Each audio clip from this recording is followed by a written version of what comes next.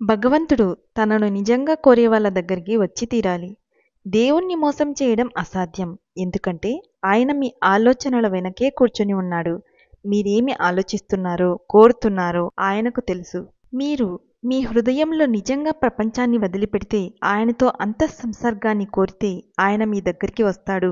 కానీ మీరు ఆయన్నే కోరుతున్నారని, మరి దేన్ని కాదని మీరు తప్పకుండా తెలుసుకోవాలి. ఒకసారి మీ హృదయంలో ఆయన కోసం కోరిక స్థిరమైతే ఆయన తప్పకుండా రావాలి. జీవించడానికి ఒకే ఒక కారణం దైవంతో సంపర్కం పెట్టుకోవడానికి, దేవుడితో అనుసంధానం ఏర్పరచుకోవడానికి. అందుకే యేసు అన్నాడు, పంట నిజంగానే సమృద్ధిగా ఉంది, కానీ కష్టించే వాళ్ళు తక్కువ. సత్యాన్ని జీవించిన యేసు మాటలను నమ్మండి. తండ్రి, వాళ్ళేం చేస్తున్నారో వాళ్ళకి తెలియదు, కాబట్టి వాళ్ళను క్షమించు అని ఆయన అన్నదానికంటే దైవత్వానికి గొప్ప దృష్టాంతం మన ముందు వేరేదేమైనా ఉందా? ప్రతివాడు తన పక్కనున్న వాడికంటే ఎక్కువ డబ్బు కావాలనుకుంటాడు, కానీ అది సంపాదించినప్పుడు అతడు తృప్తిపడడు. ఎందుకంటే తనకన్నా మరింత ఎక్కువ ఉన్న వేరొకరు ఎవరో అతడికి కనిపిస్తారు. ప్రజలు తమ కోరికలతో తాము సృష్టించుకున్న దైన్యం అనే పిచ్చాసుపత్రిలో బతుకుతున్నారు. మీకున్న దాంట్లో తృప్తిపడటం నేర్చుకోండి. ఒక సగటు అమెరికా దేశస్థుడికి సగటు యూరోపు, ఇండియా లేదా మరే దేశానికి చెందిన వారికన్నా ఎక్కువే ఉంది, కానీ అతడు ఇంకా సంతోషంగా లేడు. అతడు మానసిక ఆందోళనలతోనూ కలతలతోనూ రగిలిపోతున్నాడు. దేవుడి మార్గం అన్నిటికన్నా సులువైన మార్గం. జగన్నాథుడి దగ్గరికి వెళ్ళి మనకేది మంచిదో ఆయన్నే అడగడం అత్యుత్తమమైనది. ఆయన ఉన్నాడని, ఆయన మీకోసం ఎదురు చూస్తున్నాడని మీకు తెలిసినప్పుడు మీరు మీ సమయాన్ని అల్పమైన విషయాల మీద ఎందుకు వ్యర్థం చేస్తున్నారు? మీరెప్పుడైనా ఈశ్వరుడు మీతో మాట్లాడతాడా లేదా అనే విషయాన్ని మనఃపూర్వకంగా ప్రయత్నం చేసి చూశారా? ఈశ్వరుడు మనుషులందరితోనూ మాట్లాడుతున్నాడు. మీ దృష్టిని ఆకర్షించడానికి ఆయన అంతకంటే ఏం చేయాలి? కేవలం ఇతరులు చెప్పింది వినో, పుస్తకాలు చదివో సాక్షాత్కారం సిద్ధిస్తుందని ప్రజలు అనుకోవాలని నేను కోరుకోను. వాళ్ళు చదివిన దాన్ని, విన్నదాన్ని వాళ్ళు ఆచరించాలి.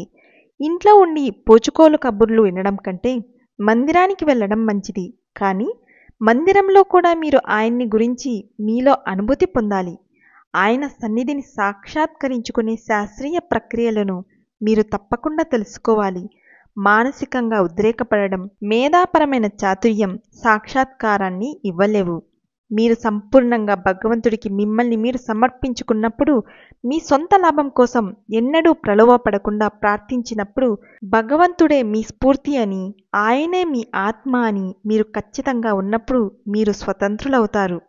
ఆలోచించండి, కొన్ని దశాబ్దాల తర్వాత మన ఉనికి ఒక కళ అవుతుంది. నేనిక్కడ కూర్చోవడం, మీతో మాట్లాడటం అన్నవి ఆ కళలో భాగమవుతాయి. మానవజాతి చైతన్యంలో గతకాలపు గొప్ప గురువులందరూ కలలయ్యారు, కానీ ఆ మహాత్ములు సిద్ధి పొందారు. ఏం జరుగుతుందనేది వాళ్ళకి ఎప్పుడూ ఎరుకలో ఉంది. ఈ జీవితం ఎలాంటి కళ అయినప్పటికీ ఇప్పుడు మీరు మీ శరీరాన్ని చూసుకున్నప్పుడు, అది జీవంతో ఎలా తొణికిసలాడుతుందో చూసినప్పుడు మళ్ళీ ఈ కళ నిజమేనని మీరు పూర్తిగా నమ్ముతారు. మీకు తప్పకుండా ఇదుండాలి, అదుండాలి, అప్పుడు మాత్రమే సంతోషంగా ఉంటానని మీరు అనుకుంటారు. మీ కోరికలెన్ని తీరినప్పటికీ మీరు వాటి ద్వారా సంతోషాన్ని పొందలేరు. ఎంత ఎక్కువ మీకుంటే అంతకంటే ఎక్కువ మీరు కోరుతారు. నిరాడంబరంగా జీవించడం నేర్చుకోండి. ఎవరి కోరికలైతే ఎల్లప్పుడూ లోపలికి ప్రవహిస్తాయో వారి మనస్సు పూర్తిగా సంతుష్టితో ఉంటుంది. అటువంటి మనిషి మార్పేలిని సాగరంలాంటి వాడు. ఎల్లప్పుడూ నిండుగా లోపలికి ప్రవహించే నీటితో తన శాంతి అనే జలాశయంలో కోరికలనే చిల్లులు పెట్టి శాంతి జలాలను బయటికి పోనిచ్చేవాడు ముని కాడు. భగవద్గీత 11వ అధ్యాయం 70వ శ్లోకం.